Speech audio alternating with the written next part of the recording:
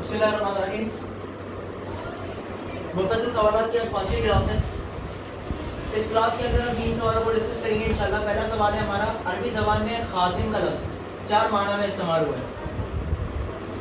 اب وہ کون سے 4 معنی ہیں ان کو لکھیں، بتائیں، اور اس کے ساتھ ساتھ عقیدہ ختم نبوت کیا ہوتا ہے اسے بھی ڈیفائن کریں کہ عقیدہ ختم نبوت کسے کہتے ہیں.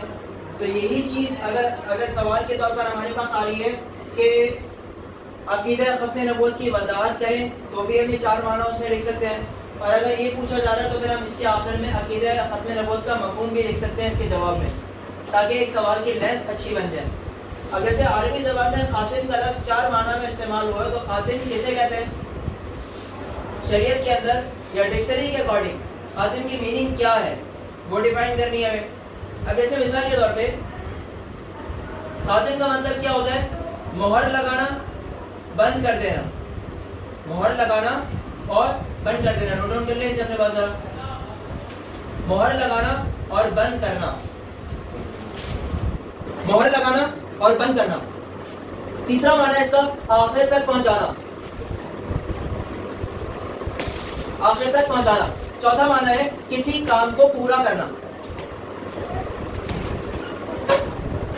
چوتھا معنی کیا ہے؟ کسی کام کو پورا کرنا. تو یہ 4 معنی ہیں جو خاتم کا لفظ ان 4 معنوں میں استعمال ہوا ہے. ٹھیک ہے.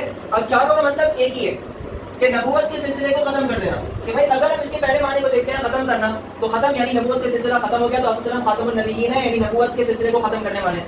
دوسرا مطلب ہے مہر لگانا، تو آپ صلی اللہ علیہ وسلم خاتم النبیین ہے، یعنی نبوت کی مہر ہے. اور مہر کب لگتی ہے؟ ختم ہونے پر. جب آپ ایک خط لکھتے ہیں، گورنمنٹ کوئی لیٹر وغیرہ ایشو کرتی ہے تو وہ کیا کرتی ہے؟ اس لیٹر کو ایشو کرنے کے بعد اس کے آخر میں اسٹیمپ لگا دیتی ہے. تو وہ اسٹیمپ بیسیکلی اس بات کی نشانی ہوتی ہے کہ اس کے بعد اس پہ کچھ نہیں لکھا جائے گا. ٹھیک ہے. تیسرا معنی کیا ہے؟ کسی کام کو پورا کرنا.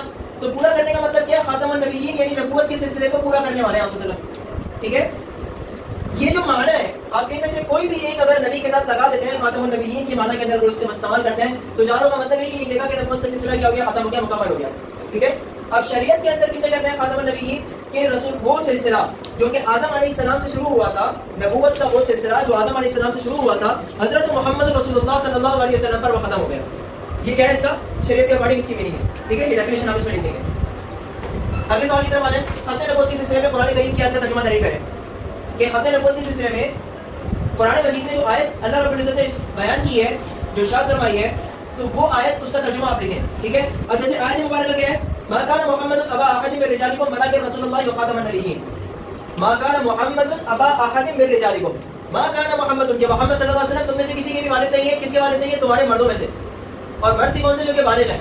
ابا احد من رجالكم کہ تمہارے مردوں میں سے، بالغ مردوں میں سے کسی کے بھی والد نہیں ہے. مطلب رسول اللہ صلی اللہ علیہ وسلم کا کوئی بھی بیٹا بالغ نہیں تھا.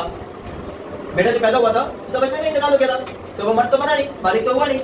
اور آپ وسلم کی بیٹیاں تو تھی، اسی لیے اللہ نے صاف بتا دیا مر رجال، یعنی کہ مردوں میں سے کسی کے والد نہیں. عورتوں کے تھے، ان کی 4 بیٹیاں تھیں نا، تو وہ عورتوں کے تو والد تھے لیکن مردوں میں سے کسی کے والد نہیں ہے. ولکن رسول اللہ و خاتم النبیین، لیکن کون ہے؟ اللہ کے رسول ہے اور خاتم النبیین. خاتم النبیین میں آپ خاتم میں سے کوئی 4 معنی میں سے ایک معنی کریں کہ نبوت کی مہر ہے، یا کیا ہے کہ بھائی نبوت کو ختم کر دینے والے، نبوت کے سلسلے کو پورا کرنے والے، نبوت کے سلسلے کو تمام کرنے والے ہیں. تو کیا ہو گیا؟ خاتم النبیین. کلیئر؟ تو یہ آیت ہو گئی ما کان محمد. یہ آپ لوگ لکھیں گے، اس کی عربی آپ کو لکھنی ہوگی. زبردست پیش میں جاتے مسئلے تو پریکٹس کر کے وہ بھی صحیح ہو جائے گا. ٹھیک ہے. اور اس کا ترجمہ دونوں چیزیں یہاں پر مینشن ہونی چاہیے. تیسرا سوال ہے عقیدہ ختم نبوت کے سلسلے میں 3 احادیث تحریر کریں. 3 حدیث ہیں، ان کا ترجمہ آپ لکھیں. جیسے کہ ایک حدیث کا ترجمہ، پہلی حدیث کا ترجمہ یہ آ گیا. آپ صلی اللہ علیہ وسلم ارشاد فرما رہے ہیں لو کان نبی بعدی لکان عمر بن خطاب رضی اللہ تعالیٰ عنہ. اگر میرے بعد کوئی نبی ہوتا تو وہ کون ہوتا؟ عمر بن خطاب رضی اللہ تعالیٰ عنہ. کون ہوتے؟ تو اب اگر ہوتا کیا مطلب؟ یہ ہے ہی نہیں. عمر بن خطاب رضی اللہ تعالیٰ عنہ کے اندر وہ کیپیبلٹی ہے کہ اگر نبی بنایا جاتا کسی کو تو ان کو بنایا جاتا. لیکن اللہ کے رسول کہہ رہے ہیں کیپیبلٹی تو ٹھیک ہے اپنی جگہ، لیکن اللہ نے بنانا نہیں تھا میرے بعد کسی کو نبی. تو اسی لیے جب عمر بن خطاب کے بارے میں کہہ رہا ہوں کہ وہ نبی بن سکتے تھے اگر ہوتے تو، نبوت کا سلسلہ آگے کنٹینیو کرنا ہوتا تو اس کے اندر، اس کے علاوہ تو کسی کے اندر کیپیبلٹی کو بتا ہی نہیں. تو جب بتا رہے ہیں تو سمجھ میں آنے والی بات یہ ہے کہ جب بتا رہے ہیں تو اس کو نہیں بنایا تو اس کے علاوہ کیسے کسی کو بنائیں گے؟ جیسے مثال کے طور پہ اگر کلاس کے اندر میں کسی کو مانیٹر بناتا تو میں اسمن کو بناتا. اگر کلاس کے اندر میں کسی کو مانیٹر بناتا تو اسمن کو بناتا. تو مطلب میں نہیں بنانا نا کسی کو، کسی کے اندر وہ صلاحیت نہیں ہے بنانے والی کہ میں کسی کو بناؤں، مانیٹر بناؤں. تو ایک کے اندر صلاحیت ہے اور میں اسے نہیں بنا رہا ابھی. اگر بناتا تو میں اس کو بناتا، لہٰذا بھی میں بنا ہی نہیں رہا ہوں، تو کوئی یہ نہیں کہہ سکتا کہ سر نے مجھے بنایا ہوا تھا مانیٹر. کیوں بھائی کیوں بنایا ہوا تھا آپ کو مانیٹر؟